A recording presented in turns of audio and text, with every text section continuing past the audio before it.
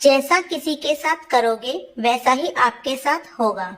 सुनो, कल mummy papa आ रहे हैं, 10 दिन रुकेंगे, एडजस्ट कर लेना। मयंक ने स्वाति को बेड पर लेटते हुए कहा।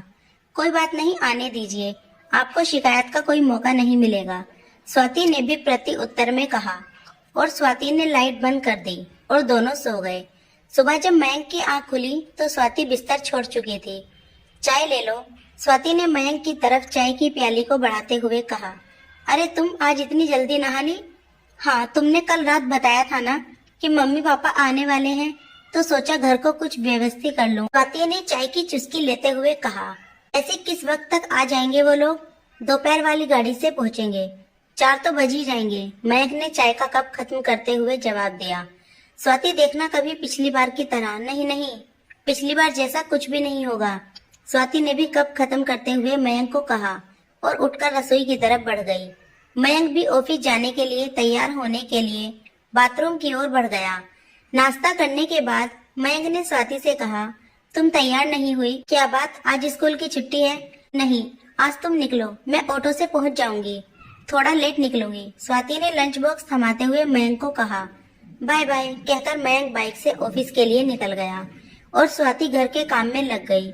मुझे तो बहुत डर लग रहा है, मैं तुम्हारे कहने से वहाँ चल तो रहा हूँ, लेकिन पिछली बार बहू से जिस तरह खटपट हुई थी, मेरा तो मन ही भर गया था। न जाने ये 10 दिन कैसे निकलने वाले हैं। मयंक के पिताजी मयंक की मम्मी से कह रहे थे, अजी भूल भी जाइए, बच्ची है, कुछ हमारी भी तो गलती थी, हम भी तो उससे कुछ ज्यादा ही उम्मीद लगाए बैठे थे। उन बातों को साल भर बीत गया है, क्या पता कुछ बदलाव आ गया हो।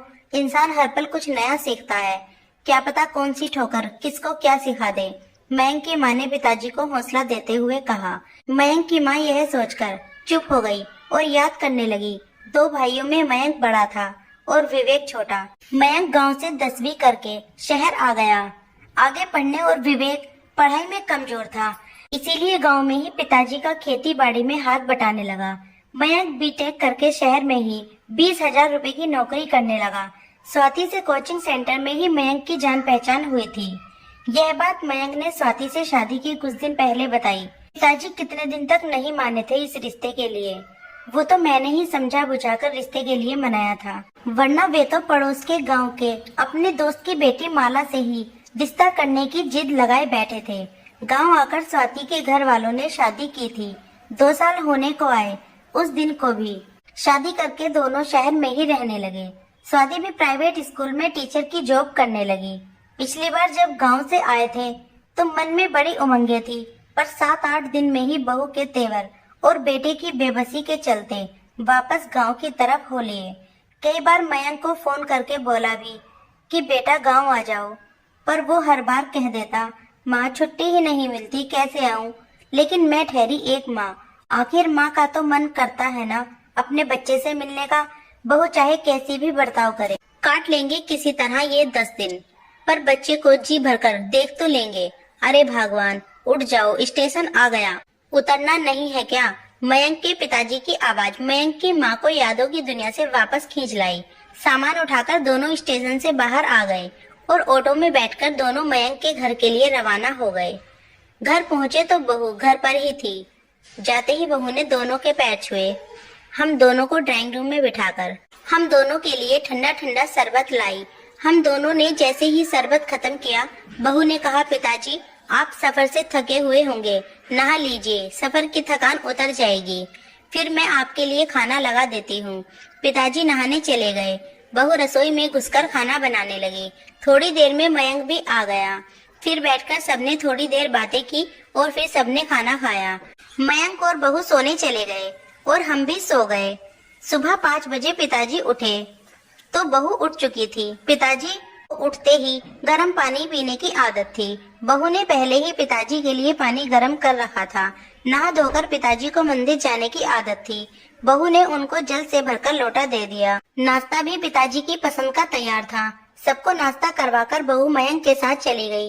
पिताजी ने भी चैन की सांस ली। चलो अब 4-5 घंटे तो सुकून से निकलेंगे। दिन के खाने की तैयारी बहू करके गई थी, सो मैंने 4-5 रोटियां हम दोनों की बनाई और खा ली। स्कूल से आते ही बहू फिर से रसोई में घुस गई और हम दोनों के लिए चाय बना लाई। शाम को हम दोनों को लेकर बहू पास के पार्क में गई तो वहाँ उसने हमारा परिचय वहाँ बैठे बुजुर्गों से करवाया। वो अपनी सहेलियों से बातें करने लगी। हम अपने नए परिचितों के परिचय में व्यस्त हो गए। शाम के 7 बज चुके थे। हम घर वापस आ गए। मयंक भी थोड़ी देर में घर आ गया।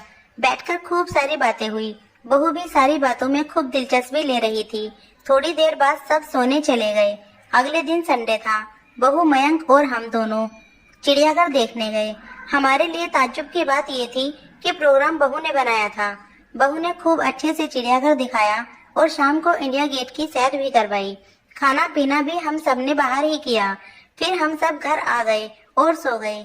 इस खुशमिजाजी रूटीन से पता ही नहीं चला कि वक्त कब पंख लगाकर उड़ गया। कहाँ तो हम सोचते रहे कि 10 दिन कैसे गुजरेंगे और कहाँ 15 दिन बीत चुके थे। आखिर कल जब विवेक का फोन आया कि फसल तैयार हो गई है और काटने के लिए तैयार है, तो हमें अगले ही दिन गांव वापस जाने का प्रोग्राम बनाना पड़ा। रात का खाना खाने के बाद हम कमरे में सोने चले गए तो बहू हमारे कमरे में आ गई। बहू की आंखों से आंसू बह रहे थे। मैंने पूछा, क्या बात है बहू, रो क्यों रही हो? तो बहू ने पूछा, पिताजी, माँ जी, पहले आप लोग एक बात बताइए, पिछले 15 दिन में कभी आपको यह महसूस हुआ कि आप अपनी बहू के पास हैं या अपनी बेटी के पास? नहीं बेटा, सच कहूँ तो तुमने हमारा मन जीत लिया। हमें किसी भी पल यह नहीं लगा कि हम अपनी बहू के पास रह रहे हैं। तुमने हमारा बहुत ख्याल रखा। लेकिन एक बात बताओ बेटा, तुम्हारे अंदर इतना बदलाव आया कैसे? पिताजी, पिछले साल मेरे भाई की शादी हुई थी। मेरे मायके की माली हालत बहुत ज्यादा बढ़िया नहीं है। इन छुट्टियों में जब मैं वहाँ रहने गई तो मैंने मेरे माता पिता को एक एक चीज के लिए तरसते देखा। बात बात पर भाभी के हाथों तिरस्कार होते देखा। मेरा भाई चाहकर भी कुछ नहीं कर सकता था। मैं वहाँ उनके साथ हो रहे बर्ताव से बहुत दुखी थी। उस वक्त मुझे अपनी करनी याद आ रही थी। किस तरह का सलूक मैंने आप दोनों के साथ किया था। किसी ने यह बात सच ही कही है कि जैसा बोओगे वैसा काटोगे। मैं अपने माँ बाप का भविष्य तो नहीं बदल सकती, लेकिन खुद को बदल कर मैं ये उम्मीद तो अपने आप में जगा ही सकती हूँ कि कभी मेरी भाभी में भी बदलाव आएगा और मेरे माँ बाप भी सुखी होंगे।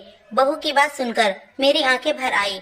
मैंने बहू को खींचकर गले से लगा लिया। हाँ बेटा, अवश्य एक दिन अवश्य ऐसा होगा। ठोकर सबको लगती है, लेकिन संभलता कोई कोई ही है। लेकिन हम दुआ करेंगे कि तुम्हारी भाभी भी संभल जाए। बहू अब भी रोए जा रही थी। उसकी आंखों में जो आंसू गिर रहे थे वो शायद उसकी पिछली गलतियों के पश्चाताप के आंसू थे। दोस्तों, कहानी कैसी लगी कमेंट करके जरूर बताइएगा। कहानी पसंद आए तो वीडियो को लाइक, शेयर, कमेंट और चैनल को सब्सक्राइब करना। वीडियो पूरा देखने के लिए धन्यवाद दोस्तों।